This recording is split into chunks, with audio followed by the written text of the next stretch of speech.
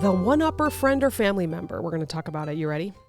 So I received an email from a listener, someone that I do not know, not a friend, not an acquaintance, anything, just a listener, someone that follows us maybe on the Facebook pages and stuff, laughs with all our funny memes and says, I have a friend that is a one-upper. And I said, could you please explain that to me? Because this podcast, I only speak on my own experiences. I will not speak on something I know nothing about. I just don't think it's fair. If we have guests on, then of course I'll ask all the questions and stuff if it's something that I haven't experienced. But on this podcast, I only talk about, when I'm on my own, what I've experienced. Again, because I just don't think it's fair to speak on something that I haven't experienced. So I did ask them, I said, what do you mean by a one-upper? And as they sent an example, I realized I too have an acquaintance that does that, so that I could speak on it and do some research on it. So if you don't know what this means, I'm going to give you a couple examples. So a one-upper would be, for an example, and I don't know if this is like my age group or not, but there is always talk around sleep and how long someone slept and how much sleep did they get and if they're stressed and they can't sleep. I don't know what it is. For a perfect example, I told someone, oh man, I barely slept last night, but I'm going to push through. And they said, oh, I never sleep. I've had insomnia for years. It's like, so that's an example of a one-upper, like they've had it worse, or maybe someone that's had it better, or maybe someone that's experienced it differently, or it's harder, it's more exciting, something like that. That would be what we would call a one-upper. And maybe some of you have experienced it and maybe some of you haven't. So for those that have, we're going to try and figure out why that happens, how we can respond, and how we can still feel heard. Because sometimes it feels like you're just invisible then. We don't always need someone to acknowledge our feelings, but it would be nice to be acknowledged and then let the conversation continue, right? For example, I'll say, oh man, I've been sick for 3 weeks. And they'll say, oh, geez, I haven't gotten better since last holiday. Or, it's just longer. Or they've had it harder. Or they've had it better. Or for example, I'm a runner. So sometimes I'll say, yeah, I got 5 miles in. And most people say, wow, I don't even drive that far. Like they just goof around like that. But some people say, oh yeah, that's my warm up before, the marathon last Sunday. Or, it's one-uppers. Okay, so hopefully I explained that well enough of what a one-upper is. It's usually people who respond to your experience by comparing it to theirs, usually topping it or shifting the focus to themselves. Okay? Well, let's talk about it. So why do people do this? Why do they do this? So they may not even know why they do it. It might just be a habit. They think they're connecting by relating their experience, but they don't realize that they're overshadowing you. They're really not understanding you, listening to you, accepting what you're saying. So a habit is something they may have gotten that from family when they were younger, from friends that they're around. We may never know. But it could be habit, and it could be habit forming. Insecurity is another one. They just need more validation and attention. They have a competition mindset, a competitive mindset. Some people measure worth by comparison. So that could be another one. It's not always intentional, but it can still leave you feeling small. It makes you feel unheard. It makes you feel not recognized. They don't hear you. I have an acquaintance that does that. I've realized in these past years, every single thing I say, they've had it worse. Usually it's worse. It's not better. They've had it worse. They've had it harder, longer, whatever it is. So how do we respond to this moment? Because, sometimes I can't even chat with the acquaintance because I just know that I'm not going to be heard. I'm not going to be acknowledged. I'm just going to be compared to or one-upped. Okay? Stay grounded. Remember that their response doesn't diminish your experience. Like, okay, they've had it worse. That doesn't make your hard day disappear because we all have our own things. We all have this, things that happen to us and we all take them differently, our reactions, right? Maybe you can gently step back a little bit like, oh, that sounds tough for you. I was just needing to vent about my situation for the moment. Maybe you could say it that way in your own words, of course. Or you can lightly say, hey, no competition here. We're both struggling. We're both struggling here. Change the subject or disengage if needed so that you still feel like you're heard, and you may have to acknowledge that you would like to feel heard, because not every moment needs to turn into a back and forth. Not every moment does. You are allowed to say something and have someone say that they acknowledge it, that they hear you, they're sorry to hear that. Is there anything that they can do to make it better? And then the conversation can end. You do not have to hear that they have it worse or something's just so terrible, or, you're whatever you're going through is easier than what they're going through. That's the one-upper mentality. Let's talk about a big picture reflection, like what you can control. You can't change people, right? We know this. This is why Anxiety Makes Me Poop exists, because we can't change people. We can change our boundaries. We can set our boundaries around what we share and how much weight we give to their reactions, right? It's our reactions. So for example, my acquaintance, every single thing I say, she's had it worse. A perfect example is, again, I'm going to go back to the sleeping. I said, oh, my flight was at 6 a.m. this morning, so I had to get up at 4. She's like, that's early? That's an early flight? Shoot, I'm already in the air at 6 a.m. And the reason why I'm saying all that is because that was a true conversation. Stop it. Oh, gosh. They're just the people that might consistently make you feel unseen, right? It might be time to reassess how much space they take in your life and in your mind and in your soul. So again, at the heart of a lot of these one-uppings is insecurity. These people often don't feel enough on their own. So if you put yourself in their shoes, maybe they're seeking worth of a comparison.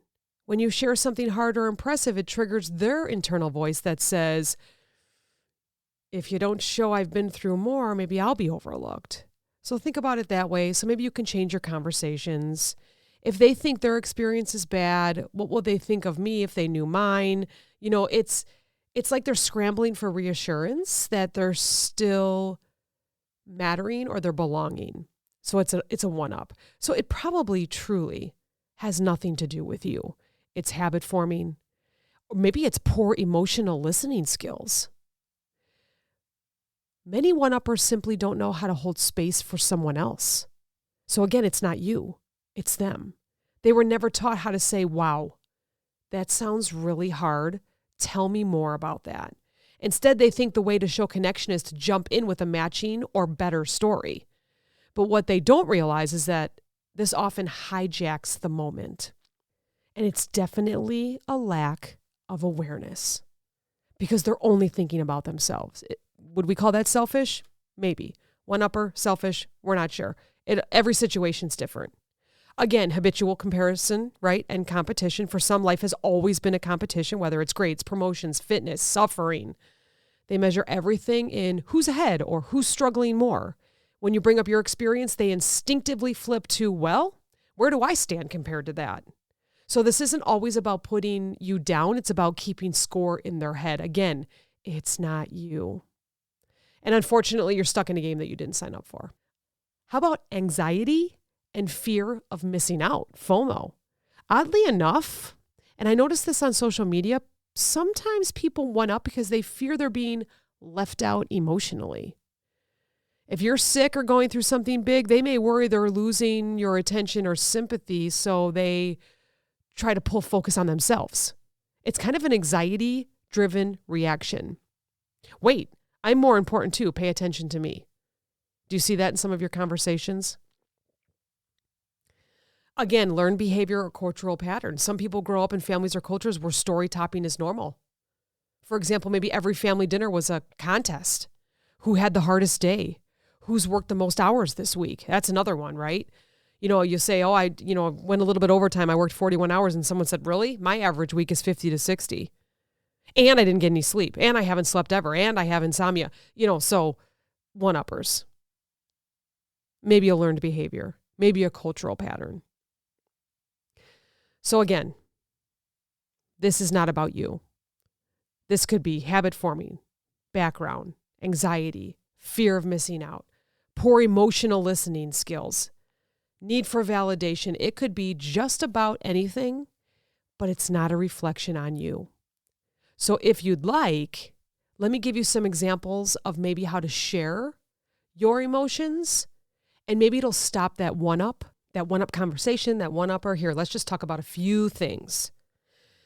Some of these are going to seem pretty tough. You're going to have to learn how to maybe soften them a little bit for your own, your own conversations, because it depends on who you're talking to, but name what you need up front. You can just kind of start with a soft boundary like, hey, I need to vent for a second. I'm not looking for advice or comparison.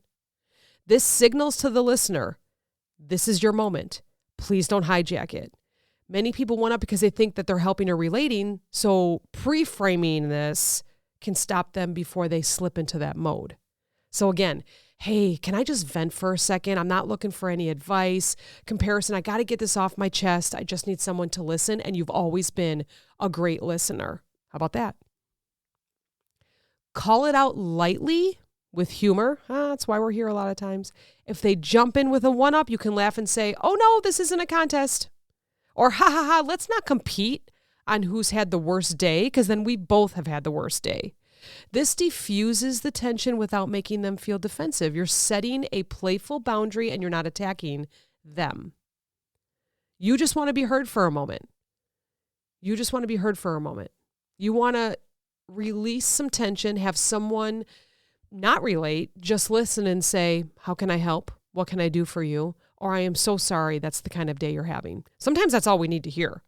We don't need anybody to help. We just need someone to say, I'm sorry you're having a day like this. And you go, thanks. And then you go on. Sometimes that's all we need. Redirect the focus back. If they take over, you can gently nudge the conversation back. Like, oh, wow, that does sound rough, but I was hoping to finish telling you what's been going on with me. That's setting boundaries. That's making sure you're being heard. Or even, thanks for sharing. Can I stay on my story for a second real quick? This signals that you notice the shift, you heard them, but you want to bring it back to the center so that you can just get it off your chest, get it off your mind, get it out of your soul. Hold your ground emotionally. Sometimes you don't need to say anything. Just mentally remind yourself that you don't have to shrink or minimize your experience just because they jump in. Even if they say, oh, I've been sick for months, you can calmly finish your own point by saying, yeah, I hear that. For me, it's been rough just these past few weeks. You're acknowledging, but you don't get pulled into this matching or topping each other. You basically get it, right? You have to be the lead of the conversation if you're talking with a one-upper. Set longer-term boundaries. If someone consistently one-ups you, you can have a direct conversation outside of the heat of the moment, not when you need something. I've noticed when I share things, you often jump in with your own experience. Sometimes that makes me feel like there's no room for my feelings. Can we try to hold space for each other's stories separately? And if they say no, maybe think about the relationship. It's definitely a deeper level move to have that conversation. Not a lot of people like to have these serious conversations, but it can change the whole dynamic if the relationship matters to you and to both of you. Okay, and one more point, which maybe you were already thinking of, is don't fight the one-upper. Don't fight one-upping with more one-upping. It's really tempting that when someone one-ups you, you immediately want to defend yourself or reclaim that top spot. You might think or say, well, actually mine's worse because, and then you're one-upping their one-up. Or, yeah, but you don't know what I've been through. You're one-upping the one-upper. Here's the key, because that just feeds the cycle. Okay? It turns the conversation into a competition, and suddenly no one is heard or no one feels heard. So instead, take a breath, acknowledge their experience without diminishing your own. Remember, both things can be true. They can be struggling. You can be struggling. It doesn't erase what either of you is going through. It doesn't erase what you're going through. So for example, someone one-ups you. You can say, that sounds really hard for you. For me, it's been tough too, just in a different way. And I'm going to share that with you now if you wouldn't mind listening. So notice that you hold space for both without dismissing them or letting them dismiss you. And again, always make sure there's enough time. Make sure they have time to listen. Make sure they have time to ingest what you're saying so that they can try and help you if they'd like. And make sure that you have the patience and the time to share what you're going through. So I just want to thank my podcast listener for bringing this up because it really is a great topic. I hope I answered some of it. Obviously I didn't share any of their experiences because that's not mine to share. But for me, it's always like I was mentioning the sleep, who has slept longer, who gets up earlier, who works longer hours. That's kind of in the age group that I'm in right now, or so it seems. And so I have found myself a little guilty sometimes of wanting to jump back in and defend my story. Like, yeah, I hear you, but can you listen to me? And you just never feel fulfilled. You never feel heard. So I just challenge you to pause. Not everything has to be a contest. Trust those that will listen. Trust those that will take your feelings into account. And maybe you don't even need an offer of help. You just need an ear. You just need someone to listen. You just need to get it off your chest, off your mind, off your soul. And then it helps you feel better. And the person that you're speaking to will understand that. And then just, of course, always on the flip side, be there for someone else too. Acknowledge if you accidentally one-upped someone. If they say, man, I didn't get any sleep last night. Oh, I'm so sorry to hear that. Is there anything that you need help with? Can I help you run an errand today or a task today? Anything that you need? They probably won't need anything. They just wanted to share. I'm exhausted today. And that's it. Listen and say, hey, I hear you. I acknowledge you. Sorry to hear that. All right. Thanks for listening. And thank you for all the emails. Thank you for all the support. Y'all are amazing. Happy 2 years to Anxiety Makes Me Poop. This is incredible. Most podcasts don't last this long. We have the Clopen Effect that is going on 4.5 years, and we have Anxiety Makes Me Poop that's going on 2 years because of your support. Truly appreciate it. Thank you so much. Have a great day. Talk to you next time.